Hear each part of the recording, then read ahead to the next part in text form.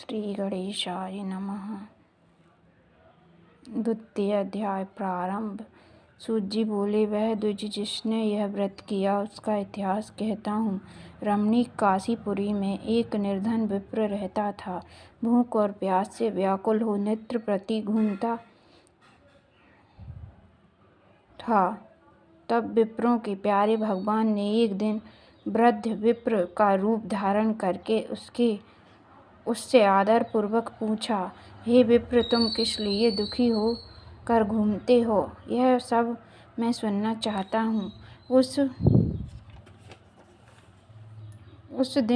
विप्र ने कहा, मैं गरीब विप्र हूँ और उदर पूर्ति हेतु भिक्षा के लिए यहाँ भ्रमण करता हूँ। हे प्रभु, यदि आप मेरी दरिद्रता दूर करने का आसान उपाय बता सकें तो कहिए। विप्र ने कहा, श्री सत्यनारायण विष्णु वांछित अर्थों का फल देने वाला है। हे ब्राह्मण, सत्य का पूजन करो और सत्य का व्रत करो, जिसे करके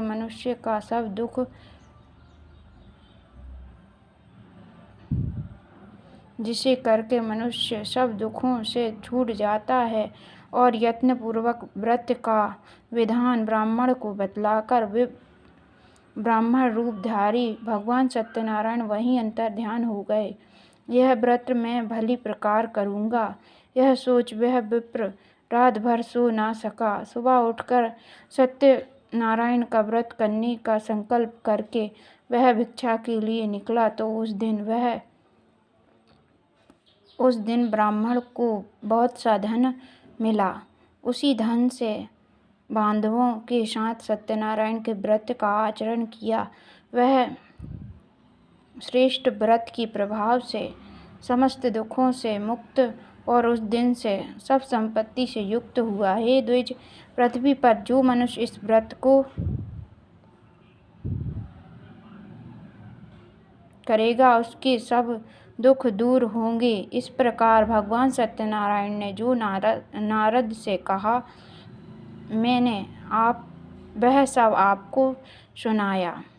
अब आपको और क्या सुनना है सुनाऊं? ऋषि लोग बोले, हे सूत जी, उस द्विज से इस व्रत को किसने सुना और किसने व्रत का आचरण किया, यह हम सुनना चाहते हैं, क्योंकि हमें श्रद्धा उत्पन्न हुई है।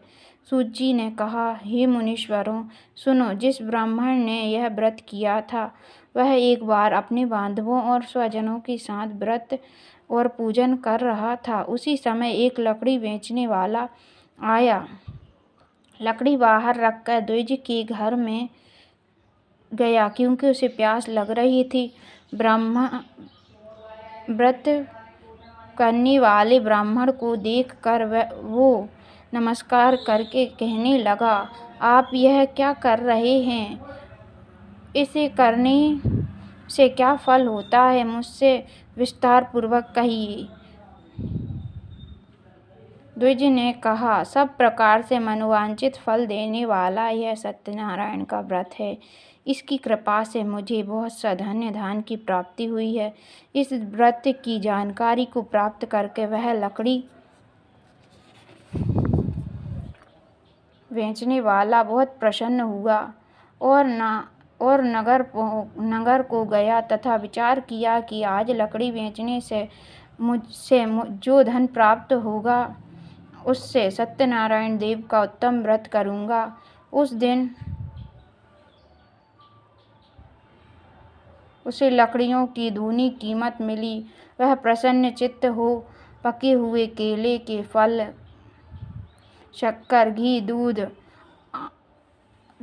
और गेहूं का आटा, इन सबको एकत्रित कर प्रसाद को लेकर अपने घर पहुंचा।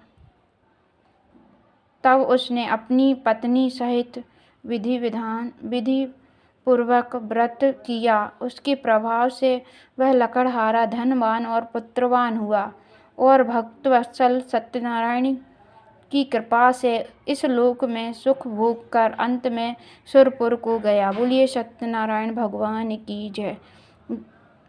इति द्वितीय अध्याय संपूर्ण।